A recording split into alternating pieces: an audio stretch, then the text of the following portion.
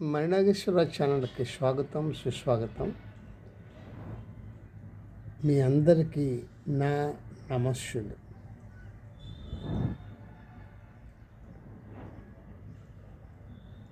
చెక్క ముక్క రూపాన్ని మార్చినప్పుడు దానిని గుజ్జు అంటాం. గుజ్జు ప్రాసెస్ చేస్తే పేపర్గా మారుతుంది. పేపర్ కట్ చేసి కుట్టిస్తే నోట్బుక్ అవుతుంది. ప్రింట్ చేస్తే పుస్తకం అవుతుంది. చిరిగిపోతే వేస్ట్ పేపర్ అవుతుంది. కాల్ చేస్తే బూడిద అవుతుంది. పోయేది దాని పేరు, రూపం. నీ దేహము, నీ శరీరం కూడా అంతే.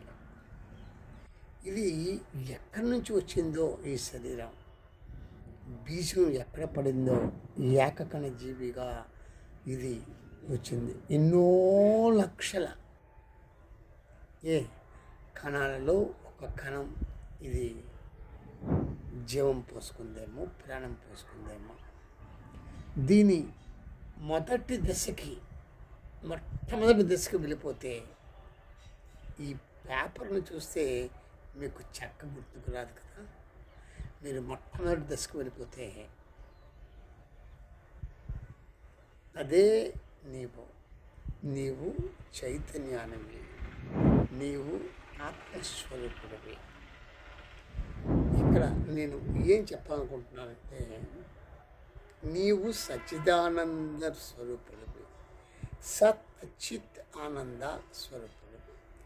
సత్ అంటే సత్యము, చిత్ అంటే జ్ఞానము, ఆనంద అంటే ఆనందము. ఈ మూడు నీలోని ఉన్నాయి. నీవే అది అయి ఉన్నావు, కానీ తెలుసుకోలేకపోతున్నావు. ఇప్పుడు జస్ట్ లైక్ పేపర్ను చూస్తే చెక్క గుర్తుకు రానట్లు ఈ దేహంతో, ఈ మనస్సుతో తదాత్మకం చెంది నీవు ఈ ప్రపంచంలో కొట్టుకుంటున్నావు కదా.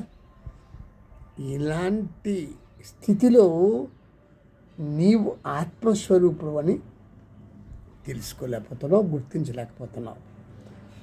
పుస్తకం చూసి చెక్క గుర్తుకు రానట్లు. ఓకే, సత్ ఉనికి, సత్యం. ఇది కాలాతీతమైన మార్పు లేని ఉనికి. చిత్ స్పృహ, చైతన్యం, జ్ఞానం,